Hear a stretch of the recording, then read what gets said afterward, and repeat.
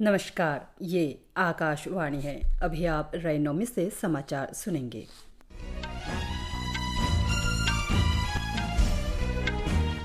पहले मुख्य समाचार।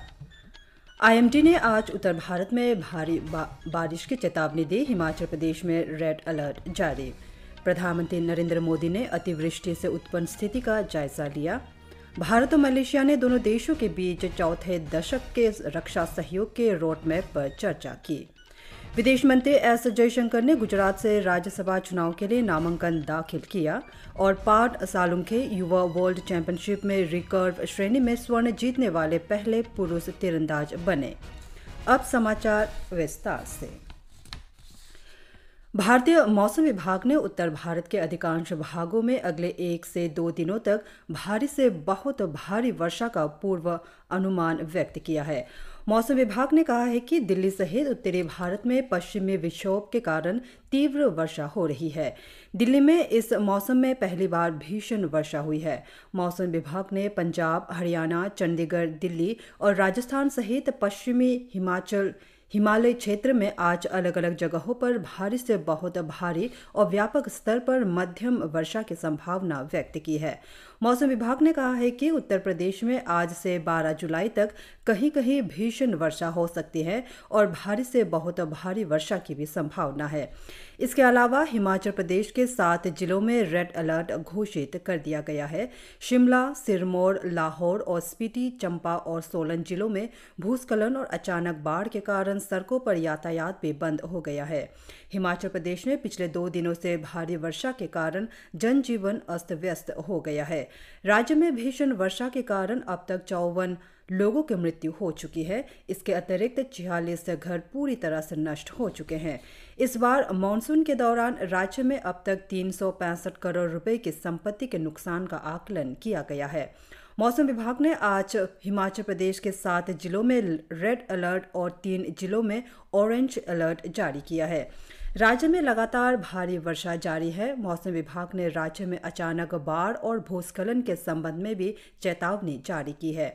मौसम विभाग ने राष्ट्रीय राजधानी दिल्ली में आज मध्यम से भारी वर्षा की संभावना व्यक्त की है। साथ ही ये भी कहा है कि 15 जुलाई तक हल्की वर्षा जारी रह सकती है। दिल्ली, नोएडा, गुरुग्राम, गाजियाबाद और फरीदाबाद में भारी वर्षा के कारण आज स्कूल बंद रखे गए हैं। मौसम विभाग के अनुसार दिल्ली में 24 घंटे में 153 मिलीमीटर वर्षा हुई, जो 1982 के बाद से जुलाई में एक दिन में हुई सबसे अधिक वर्षा का कीर्तिमान है। इससे पहले 25 जुलाई 1982 को दिल्ली में 24 घंटे में 169.9 मिलीमीटर वर्षा दर्ज की गई थी। दिल्ली में मूसलाधार वर्षा के बाद केंद्रीय गृह मंत्री अमित शाह ने उपराज्यपाल से बात की और स्थिति की जानकारी ली। इस बीच दिल्ली सरकार ने कल हरियाणा के हथनी कुंड बांध से 1 लाख क्यूसेक से अधिक जल छोड़े जाने पर बाढ़ की चेतावनी जारी की।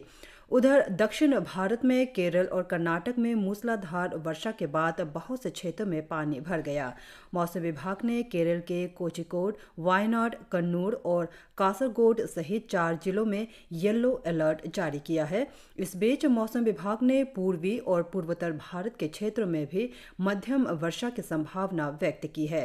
साथ ही पश्चिम बंगाल, सिक्किम, असम, मेघालय, अरुणाचल प्रदेश, नागालैंड और मणिपुर में अगले 5 दिनों तक कहीं कहीं भारी से बहुत भारी वर्षा के भी आसार है।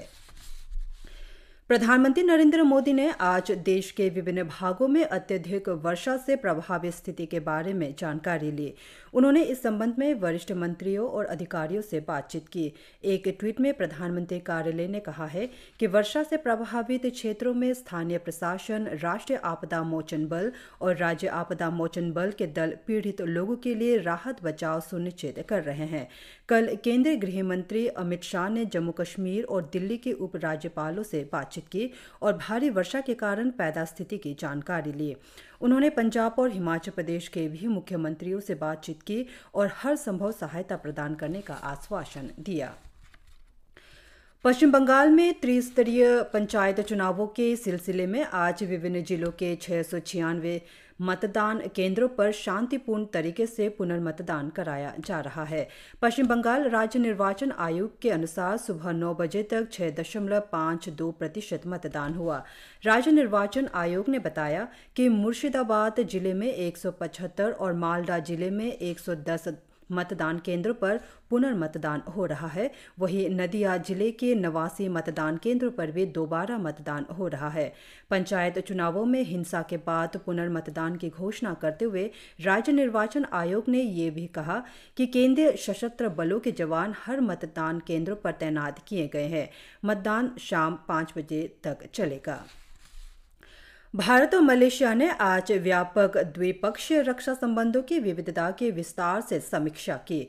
मलेशिया यात्रा पर गए रक्षा मंत्री राजनाथ सिंह ने वहां के रक्षा मंत्री मोहम्मद हसन से कुआलालंपुर में मुलाकात की। दोनों नेताओं ने चौथे दशक के लिए भारत मलेशिया रक्षा सहयोग की रूपरेखा पर चर्चा की। राजनाथ सिंह ने मलेशिया की 3 दिन की यात्रा पर कल कुआलालंपुर पहुंचे। उनकी यह यात्रा द्विपक्षीय रक्षा सहयोग बढ़ाने और बड़े स्तर पर सामरिक साझेदारी सुदृढ़ करने पर केंद्रित है। पूरे क्षेत्र में शांति और समृद्धि भारत और मलेशिया के आपसी हित में है। दोनों देशों के बीच मजबूत और बहुमुखी संबंध है, जिनका विस्तार रक्षा और सुरक्षा सहित कई सामरिक क्षेत्रों में हुआ है। विदेश मंत्री डॉक्टर एस जयशंकर आज राज्यसभा के लिए अपना नामांकन दाखिल किया। निर्वाचन आयोग ने गोवा, गुजरात और पश्चिम बंगाल की 10 राज्यसभा सीटों के लिए 24 जुलाई को होने वाले चुनाव के कार्यक्रम की घोषणा की है। गोवा, गुजरात और पश्चिम बंगाल के 10 सदस्य जुलाई और अगस्त महीने में सेवानिवृत्त होने वाले हैं। सदस्यों की सेवानिवृत्ति के कारण राज्यसभा में जो 10 सीटें खाली होनी हैं, उनमें पश्चिम बंगाल से डेरेक ओब्रायन और गुजरात से डॉक्टर एस जयशंकर शामिल है। निर्वाचन आयोग ने कहा है कि राज्यसभा की खाली सीटों के लिए नामांकन दाखिल करने की आखिरी तारीख 13 जुलाई है। वोटों की गिनती 24 जुलाई को होगी। गोवा से एक राज्यसभा सीट पर चुनाव होगा, जो कि विनय तेंदुलकर के 28 जुलाई को सेवानिवृत्त होने से खाली होगी। गुजरात से 3 राज्यसभा सीटों पर चुनाव होंगे। डॉक्टर जयशंकर 2019 में गुजरात से राज्यसभा के लिए चुने गए थे।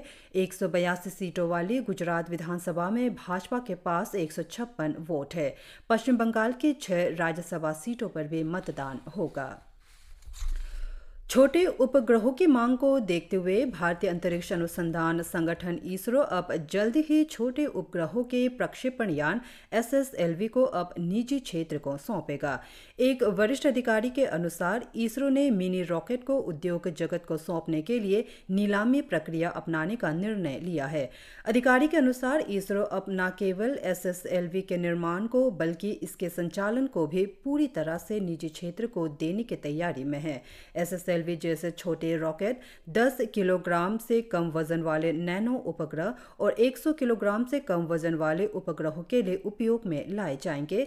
इनके माध्यम से उपग्रहों को प्रक्षेपित करने की सुविधा मांग के आधार पर दी जाएगी, जिससे ग्राहकों को बड़े रॉकेट की प्रतीक्षा नहीं करनी पड़ेगी।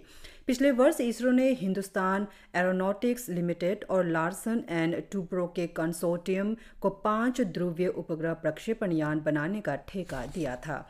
भारतीय अंतरिक्ष संघ और सलाहकार कंपनी EY इंडिया ने एक रिपोर्ट में कहा है कि व्यावसायिक उपग्रह प्रक्षेपण सेवा से भारत का घरेलू अंतरिक्ष उद्योग 2025 तक देश के अर्थव्यवस्था में 13 अरब अमेरिकी डॉलर का योगदान कर सकता है।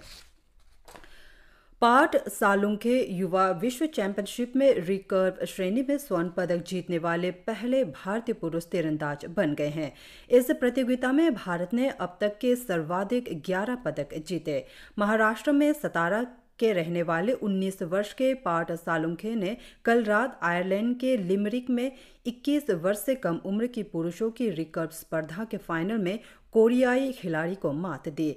वरीयता क्रम में शिखर पर रहे सालुंखे 5 सेट के कड़े मुकाबले में 7वीं वरीयता प्राप्त अपने प्रतिद्वंदी सोंग इन जू पर भारी पड़े। विश्व चैंपियनशिप में 24 सदस्यीय भारतीय टीम ने 6 स्वर्ण, 1 रजत और 4 कांस्य पदक जीते। इनमें से 6 पदक 21 वर्ष से कम की श्रेणी के खिलाड़ियों ने हासिल किए, जिनमें 4 स्वर्ण और कांस्य पदक शामिल हैं। इसी के साथ समाचार बुलेटिन समाप्त हुए। नमस्कार।